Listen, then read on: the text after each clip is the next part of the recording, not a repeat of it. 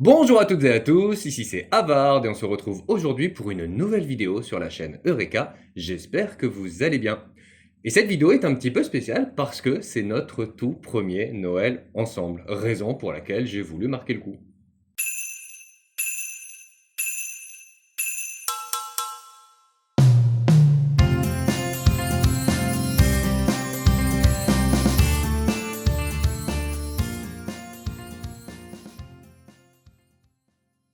Alors plutôt que de choisir un thème parmi les 10 thèmes proposés actuellement sur la chaîne, je me suis dit que j'allais faire le contraire, j'allais partir du sujet Noël et le traiter à travers tous les thèmes existants sur cette chaîne actuellement. C'est tout simplement impossible. Ah bon? Et évidemment, certains thèmes sont plus faciles à traiter que d'autres, hein. Je pense ne surprendre personne en vous disant que j'ai beaucoup de choses à vous raconter sur l'univers du jeu. Et pour d'autres thématiques, ça va peut-être être un peu plus compliqué. Je me demande quand même comment tu vas faire pour t'en sortir avec les serial killers. Encore une fois, c'est tout simplement impossible. N'écoutez pas ces de Grinch et rassurez-vous, il y en aura pour tous les goûts. Alors accrochez-vous, c'est parti et bonne vidéo.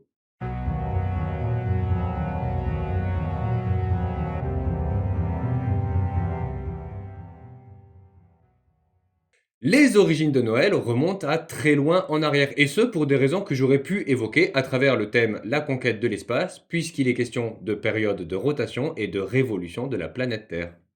En effet, nous savons depuis la préhistoire que les jours ne sont pas tous les mêmes durant l'année. Ils déclinent du 21 juin, le jour le plus long, au 21 décembre, le jour le plus court, et se rallongent du 21 décembre au 21 juin. On appelle ça les solstices. C'est quoi le rapport avec Noël? Ça va, laisse-moi 2 secondes. On a donc eu tôt fait de célébrer la période à laquelle les jours deviennent plus longs, synonyme de meilleur climat et de davantage de soleil. Et si on a peu de preuves tangibles datant de la préhistoire pour savoir si nos ancêtres le fêtaient déjà, on est davantage renseigné sur les périodes suivantes comme celle de l'Antiquité. C'est vers le 3e siècle avant notre ère que sont mentionnées pour la première fois les fêtes des Saturnales. En plus de fêter Saturne, elles célèbrent le soleil qui nous emmène vers des jours plus longs. À préciser quand même que c'est le dieu Saturne qui est célébré et non la planète. Et pourtant, la planète, Saturne. Ne commence pas s'il te plaît.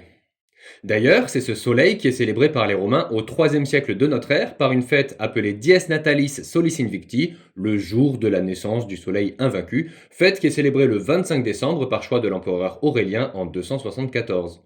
Au 4e siècle, les Saturnales disparaissent complètement au profit de la fête de Noël qui va s'imposer progressivement avec l'avènement du christianisme. En effet, c'est en l'an 354 que le pape Libère fixe officiellement la célébration de la Nativité au 25 décembre, ce qui permet de la faire coïncider avec la fête païenne évoquée plus tôt, et de faire un parallèle habile entre la fête du soleil et la naissance du Christ, présentée comme la lumière du monde. Le soleil vaincu fêté par les Romains devient ainsi une métaphore du Christ dont la lumière apporte victoire divine sur les ténèbres.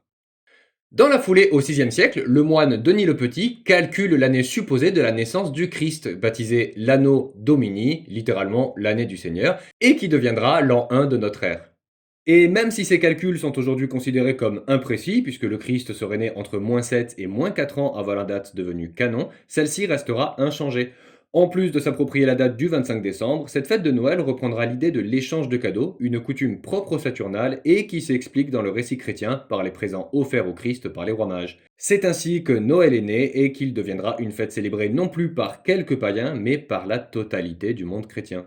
Et même si elle puise ses origines dans la célébration de la naissance du Christ, cette fête a su évoluer au fil du temps et s'adapter aux cultures et aux époques. Aujourd'hui, elle transcende largement les codes de la religion. Pour beaucoup, Noël est avant tout un moment de rassemblement familial, de partage et de générosité. Cependant, les racines chrétiennes de Noël demeurent bien vivantes. La tradition de la crèche, représentant la nativité avec l'enfant Jésus, Marie, Joseph et parfois les santons, continue à être perpétrée dans de nombreux foyers chrétiens à travers le monde. Elle rappelle que malgré son caractère universel et festif, Noël reste profondément lié au message de paix, d'amour et d'espérance relayé par la religion. Ainsi, loin d'être opposées, les dimensions religieuses et profanes des fêtes de Noël coexistent et se complètent, offrant à chacun la possibilité d'en célébrer le sens qui lui est cher. Évidemment, on ne peut pas parler des fêtes de Noël sans évoquer son personnage qui est le plus célèbre, le Père Noël.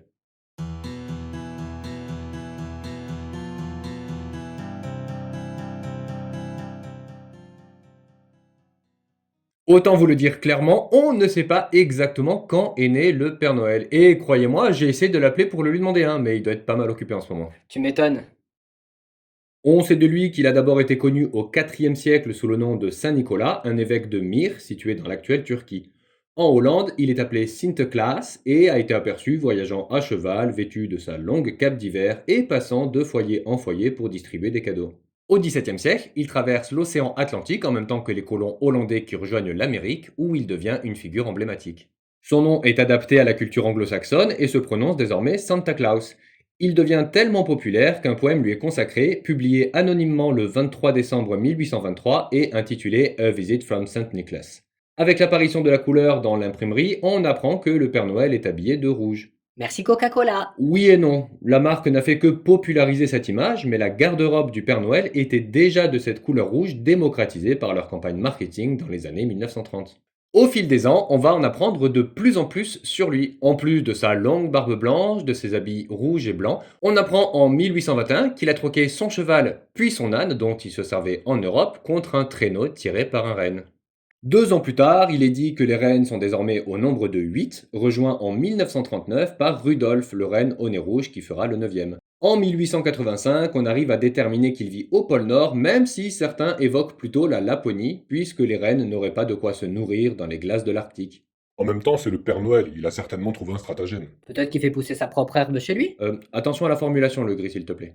Mais ne vous inquiétez pas, si vous voulez faire parvenir votre lettre au Père Noël, il suffit de marquer Père Noël sur votre enveloppe.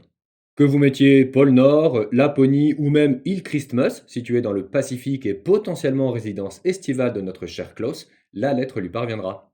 D'ailleurs, puisqu'on en a parlé, connaissez-vous le renne, l'animal préféré du Père Noël?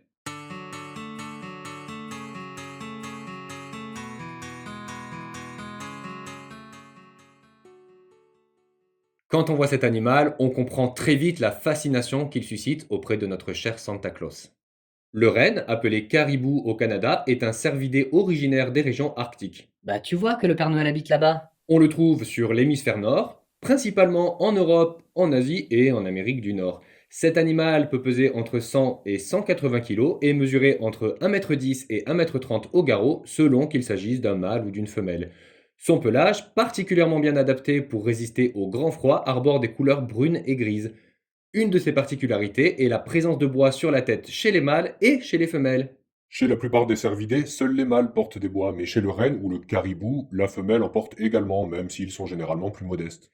Et contrairement à ce que leur nom indique, il ne s'agit pas de bois mais d'organes constitués d'os protégés par un tissu, un genre de peau que l'on appelle le velours et qui permet à l'organe d'être innervé et vascularisé, en gros d'être relié au cœur par le sang et au cerveau par les nerfs.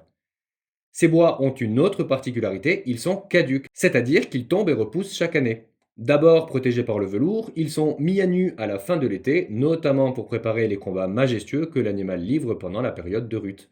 C'est à la fin de celle-ci que les bois vont tomber, puis repousser lentement jusqu'à l'année suivante. Et ce bois, qui sert d'apparat mais aussi d'arme pendant cette période, est vraiment très solide. D'ailleurs, l'homme s'en sert depuis déjà 45 000 ans. On a retrouvé des outils tranchants de la période paléolithique taillés dans ce matériau naturel. Au Moyen Âge, on s'en sert toujours, mais pour des raisons plus esthétiques, en fabriquant des peignes ou de la vaisselle, comme des gobelets par exemple. Pour en revenir au Père Noël, saviez-vous que les reines qui tirent son traîneau sont toutes des femelles? Évidemment, on ne le sait pas en soulevant les jupes de ces animaux, mais parce que les rennes mâles perdent leur bois au début de l'hiver, tandis que les femelles les gardent jusqu'au printemps. Pourtant, le 25 décembre, les rares personnes qui ont vu le Père Noël sont formelles. Les animaux sont bien pourvus de leur bois lorsqu'ils nous emmènent nos jouets. En parlant de jouets, ne serait-il pas temps d'aborder l'univers du jeu version Noël?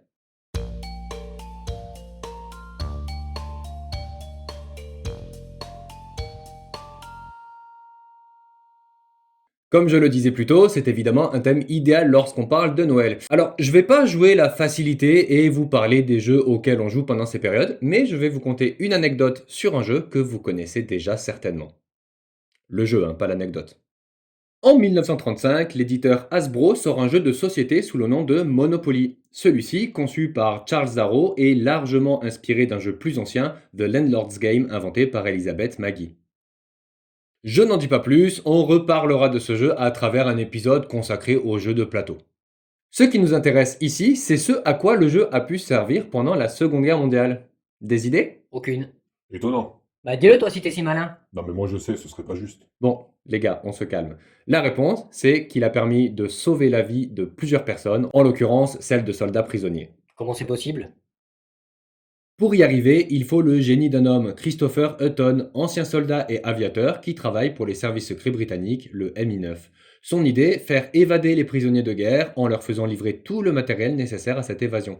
Et c'est ainsi qu'il va entreprendre un projet fou qui sera rendu possible par la Convention de Genève. Sans entrer dans les détails, celle-ci prévoit notamment le droit pour les prisonniers de guerre de recevoir tout passe-temps ou jeu susceptible de les occuper pendant leur période de captivité.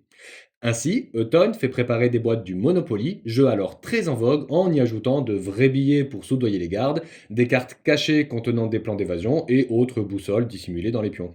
Les Allemands, pourtant contre ce jeu populaire à caractère judéo-spéculatif selon eux, ne veulent pas s'attirer les foudres des instances internationales et acceptent de se plier à la Convention. Au total, 19 camps de prisonniers sont visés par l'envoi massif de ces boîtes de Monopoly qui passent les contrôles de rigueur. Il est impossible de quantifier le nombre exact de prisonniers qui ont pu s'évader grâce à ce stratagème, mais on sait que sur les 35 000 évadés de guerre, plusieurs centaines l'ont été grâce au Monopoly. Ce sera un super film cette histoire. Et allez, encore une transition scriptée. Monsieur Pourpre, tu me coupes tous mes effets à chaque fois, hein. Effectivement, il est temps d'aborder le thème film et séries sur l'univers de Noël.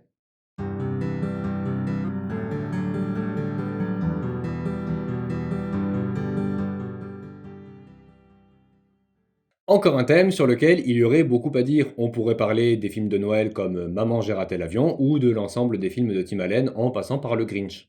On pourrait également parler de films contes de Noël comme l'un de mes préférés, Family Man, même s'il ne concerne pas tout à fait les fêtes de Noël à proprement parler.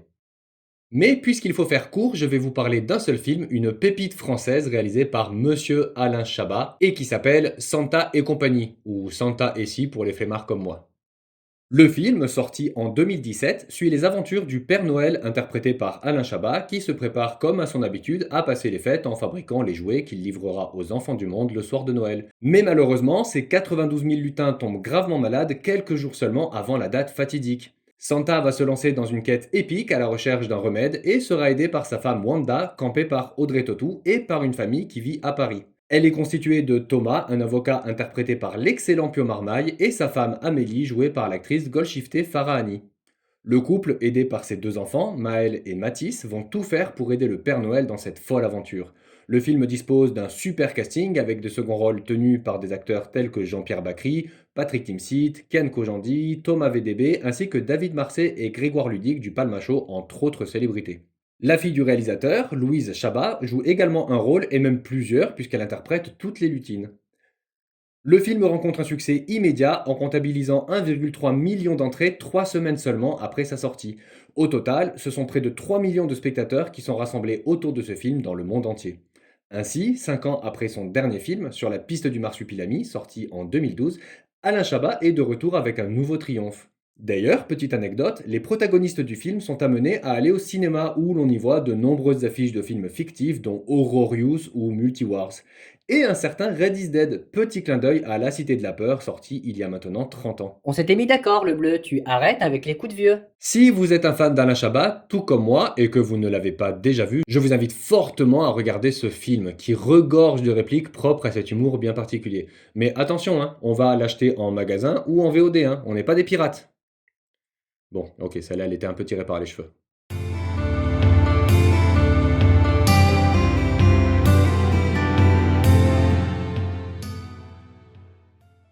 Je vais entonner plus d'un, mais non. Les pirates ne fêtaient pas Noël. En tout cas, pas comme on l'entend. Il faut dire, comme on l'a vu précédemment dans cette vidéo, que les fêtes de Noël sont finalement assez récentes. On ne parle pas des Saturnales ou des fêtes à la gloire du soleil, mais d'un Noël tel qu'il est fêté aujourd'hui, affranchi des cultes et à la portée de tout le monde. Pendant l'âge d'or de la piraterie, dont j'ai déjà parlé dans cet épisode, c'est-à-dire au XVIIe et XVIIIe siècle, Noël est encore une fête religieuse et les églises sont plutôt rares en plein océan. En plus, qui dit fête religieuse, dit prêtre. Mais ceux-ci appartenant à la marine britannique, il était hors de question pour un pirate, leur pire ennemi, d'en avoir un à bord de leur navire. Mais cela ne nous empêche pas de croire que les pirates n'étaient pas insensibles à la démarche. Il ne faut pas oublier que ces marins étaient très soudés au sein d'un même équipage qui constituait pour chacun d'entre eux une famille à part entière. Le pirate Bartholomew Roberts instaure même un code de conduite très strict qui interdit les disputes, octroie du repos à ses subalternes ou instaure un partage équitable du butin. En 1680, chez les boucaniers, on tire même des salves de coups de canon le 25 décembre pour fêter à sa manière la tradition de Noël. Le boucanier Bartholomew Sharp, un Anglais qui sévit sur Hispaniola et Tortuga, aurait même réussi à calmer une mutinerie en offrant un festin de Noël à ses hommes, à base de barriques de vin, de viande de porc et agrémenté de musique et de danse. Cette tradition aurait même perduré au sein de l'équipage les années suivantes. Alors, même s'il manque l'échange des cadeaux, on n'est pas si loin d'avoir traité le sujet, non? Non? L'air de rien, on a déjà traité plus de la moitié des thèmes, le défi est donc rempli à 50%. Mais au moment où je tourne cette vidéo, je me rends compte que ce format risque de dépasser les 30 minutes. Du coup, je vous propose un truc. On s'arrête là pour aujourd'hui et je vous prépare la partie 2 qui sortira demain à la même heure. Je préfère ne pas vous lasser et sortir 2 épisodes de 15 minutes plutôt qu'une longue vidéo complète. On a déjà assez de choses en tête et assez de choses à faire comme ça pendant les fêtes de Noël. Si cette première partie vous a plu et pour ne pas manquer la partie 2 qui sortira donc demain, je vous invite fortement à vous abonner, à liker cette vidéo et à la partager à votre entourage, hein. Ce serait dommage qu'il tombe sur la partie 2 et qu'il rate tous les débuts d'histoire. Et croyez-moi, il y a encore beaucoup de choses à dire sur ces sujets.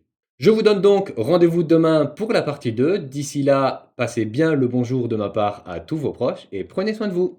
Ciao!